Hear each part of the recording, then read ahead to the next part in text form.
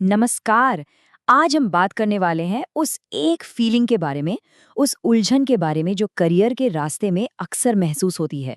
एक ऐसा कंफ्यूजन जो हमें महसूस कराता है कि हम शायद कहीं खो गए हैं। तो चलिए आज इसी फीलिंग को थोड़ा और गहराई से समझते हैं। क्या कभी ऐसा लगा है कि सब कुछ जैसे रुक सा गया है? क्या आप एक ही जगह पर खड़े हैं और पूरी दुनिया तेजी से आगे निकल रही है? अगर हाँ, तो यकीन मानिए आप अकेले नहीं हैं। ये एहसास बहुत बहुत कॉमन है। और पता है, ये फीलिंग और भी ज्यादा तब बढ़ जाती है जब हम अपने आसपास देखते हैं। ऐसा लगता है जैसे हर किसी ने सब कुछ फिगर आउट कर लिया है, सबको अपना रास्ता पता है और वो अपनी मंजिल की तरफ भागे जा रहे हैं। कोई दोस्त है जो दिन रात एक करके सिविल सर्विसेज की तैयारी कर रहा है, दूसरे ने अपना खुद का स्टार्टअप शुरू कर दिया है, कोई तीसरा बेहतर मौकों के लिए विदेश चला गया है। और इन सब के बीच मन में बस एक ही सवाल घूमता रहता है, क्या सिर्फ मैं ही हूं जो पीछे रह गया हूं? पता है, ये एक ऐसी प्रॉब्लम है जिसके बारे में जितना सोचो वो उतनी ही उलझती जाती है। ये कुछ कुछ वैसा ही है जैसे हम अपना चश्मा पूरे घर में ढूंढ रहे हों और वो हमारे नाक पर ही रखा हो। जवाब अक्सर हमारे बहुत करीब होता है, बस हम उसे देख नहीं पाते। चलिए इस कंफ्यूजन को ना एक कहानी से समझते हैं। ये कहानी है रोहन की, और मुझे यकीन है कि हम में से कई लोग उसकी कहानी से रिलेट कर पाएंगे। तो रोहन एक काफ़ी ब्राइट स्टूडेंट था। ग्रेजुएशन के बाद उसने 2 साल सरकारी परीक्षाओं की तैयारी में लगा दिए। फिर उसे लगा कि शायद एक प्राइवेट नौकरी बेहतर है, लेकिन सिर्फ 8 महीने में ही उसका मन भर गया। इसके बाद उसके दिमाग में आया कि एमबीए कर लूं। फिर लगा नहीं, डिजिटल मार्केटिंग का स्कोप ज़्यादा है। और आखिर में वो यूट्यूब चैनल शुरू करने के बारे में सोचने लगा। मतलब आप समझिए कि रोहन का दिमाग ना एक ऐसे कंप्यूटर ब्राउज़र जैसा बन गया था जिसमें 27 अलग-अलग टैब खुले हों और हर टैब एक नई पॉसिबिलिटी दिखा रहा था। और इसका नतीजा क्या था? सिर्फ और सिर्फ बढ़ती हुई एंग्जाइटी और कन्फ्यूजन। तो एक शाम जब वो बहुत परेशान हो गया, वो अपने एक पुराने टीचर के पास पहुंचा। उसके टीचर ने उसे कोई रास्ता नहीं बताया, बल्कि उससे एक बहुत ही गहरा सवाल पूछा। उन्होंने कहा, रोहन, क्या तुम अपने करियर को लेके कंफ्यूज्ड हो, या तुम असल में खुद को लेके कंफ्यूज्ड हो? और ये सवाल रोहन के लिए एक टर्निंग पॉइंट बन गया। और यहीं से हम इस पूरे डिस्कशन की जड़ तक पहुंचते हैं। असल में प्रॉब्लम बाहर के ऑप्शंस में नहीं है, बल्कि हमारे अंदर की समझ में है। भगवत गीता में एक बहुत गहरी बात कही गई है।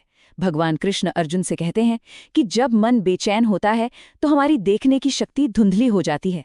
बिल्कुल वैसे ही करियर में क्लैरिटी घबराहट में सॉल्यूशन ढूंढने से नहीं, बल्कि अपने असली स्वभाव को पहचानने से आती है।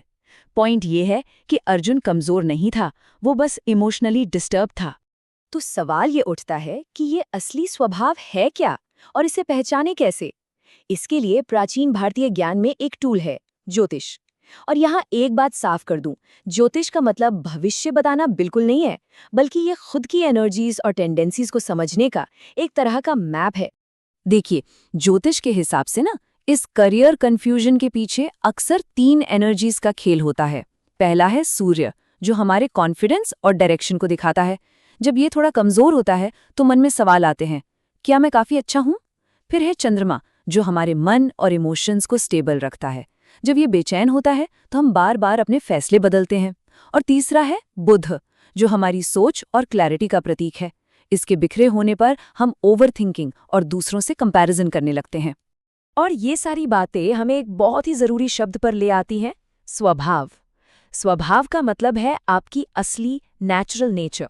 मतलब ये वो चीज़ है जो आपसे नेचुरली होती है, जिसके लिए आपको एफर्ट नहीं डालना पड़ता। और जब हम अपने स्वभाव से हटकर कुछ करने की कोशिश करते हैं, तभी कन्फ्यूजन पैदा होता है। तो खुद से पूछिए, आपका स्वभाव क्या है? क्या आप एक बिल्डर हैं जिसे चीज़ें बनाने में मज़ा आता है, या एक कम्युनिकेटर जिसे लोगों से जुड़ना पसंद है? हो सकता है आप एक हीलर हों जिसे दूसरों की मदद करके सुकून मिलता हो, या फिर एक एनालिस्ट जिसे चीज़ों को गहराई से समझने में मज़ा आता हो। जब हम किसी और के स्वभाव को कॉपी करने की कोशिश करते हैं तो कन्फ्यूजन होना तो तय है। तो सबसे जरूरी बात जो समझने वाली है वो ये है कि इस कन्फ्यूजन को एक फेलियर की तरह देखना बंद करना होगा। ये अक्सर एक ग्रोथ का फेज होता है, खुद को खोजने का एक मौका। आप लेट नहीं हैं, आप अपने सफर में बिल्कुल सही टाइम पर हैं। ठीक है, तो हमने प्रॉब्लम की जड़ तो समझ ली। अब सवाल आता है, इसका सॉल्यूशन क्या है? और सॉल्यूशन सिर्फ सोचने में नहीं, बल्कि कुछ करने में है।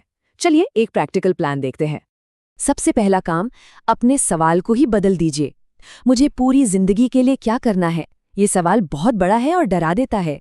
इसकी जगह खुद से ये पूछिए, अगले 2 सालों में मैं कौन सी एक स्किल सीख सकता हूँ? देखिए, ये सवाल कितना छोटा, प्रैक्टिकल और करने लायक लगता है।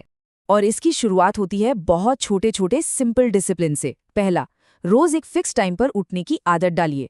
दूसरा, हर दिन सिर्फ 1 घंटा किसी एक स्किल को बेहतर बनाने में लगाइए। तीसरा, हर हफ्ते खुद के साथ बैठिए और रिव्यू कीजिए कि क्या सही जा रहा है और क्या नहीं। और सबसे जरूरी, दूसरों की जिंदगी से अपनी तुलना करना बंद कीजिए, खासकर सोशल मीडिया पर स्क्रॉल करते हुए।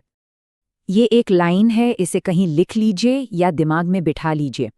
क्लैरिटी काम शुरू करने से पहले नहीं आती, क्लैरिटी काम करने के दौरान आती है। तो सही रास्ते का इंतजार मत कीजिए, बस चलना शुरू कीजिए, रास्ता अपने आप बनता चला जाएगा। और आखिर में बस एक बात हमेशा याद रखिएगा, ये जो कन्फ्यूजन का दौर है, ये शायद एक अंधेरी रात जैसा लगे, लेकिन असल में ये एक नई सुबह की तैयारी है। तो आप खोए हुए नहीं हैं, बिल्कुल नहीं। ये तो आपके अंदर का सूर्य है जो अपना कॉन्फिडेंस जगा रहा है, आपका चंद्रमा है जो स्टेबल होना सीख रहा है, और आपका बुद्ध है जो सारे विचारों को एक एक करके सुलझा रहा है। ये सब एक इंटरनल प्रोसेस का हिस्सा है।